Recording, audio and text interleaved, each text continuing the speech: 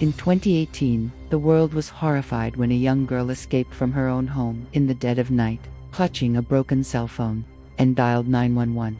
What police discovered inside that suburban California house shocked even the most hardened investigators. This was not a home. It was a prison, a place of control, silence, and torment, where 13 children lived under the iron grip of their own parents.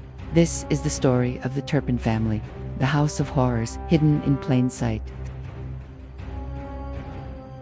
David and Louise Turpin seemed like an ordinary couple in Paris, California.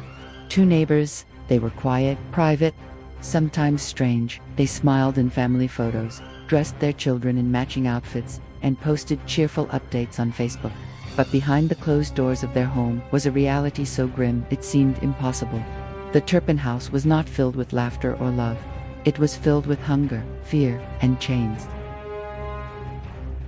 The Turpin children ranged from toddlers to adults in their late 20s, but their development had been deliberately stunted.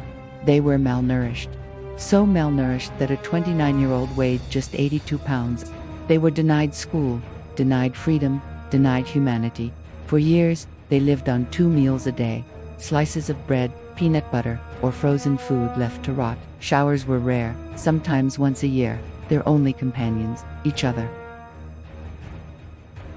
David and Louise Turpin controlled their children through fear. Disobedience was punished with strangling, beatings, or being chained to filthy bed frames for weeks.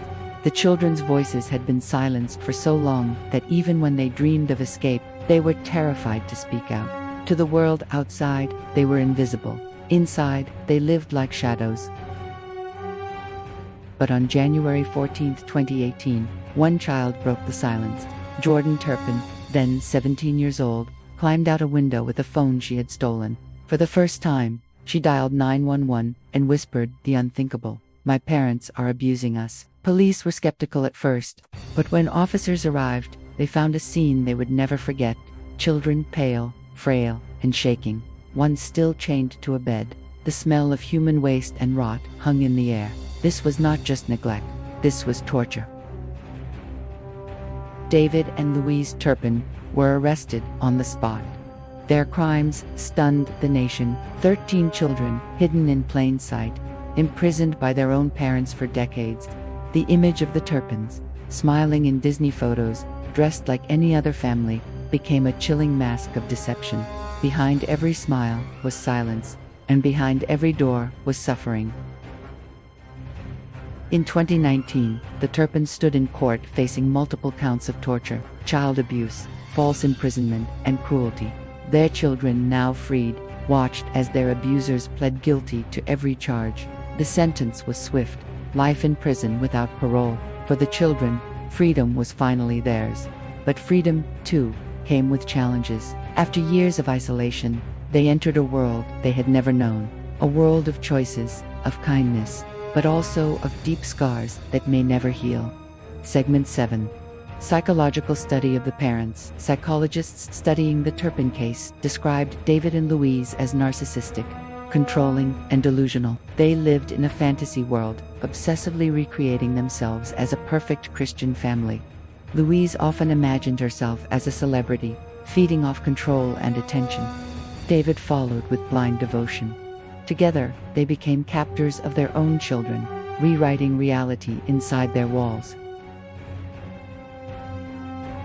Police admitted they had never seen anything like it. The case sparked questions. How could this have gone unnoticed? Why had no neighbor reported the smell, the silence, the strange appearances? Detectives pieced together a story of total control, where even the children's birthdays were celebrated with cruelty. Cakes placed before them but never eaten. The Turpins had manipulated not only their children, but the entire outside world. The Turpin children survived the unimaginable. They emerged from darkness into light. But their story is not just one of survival. It is a warning, a reminder that evil can hide behind smiling faces and locked doors. Right in our own neighborhoods, the Turpin house is empty now, but the shadows remain.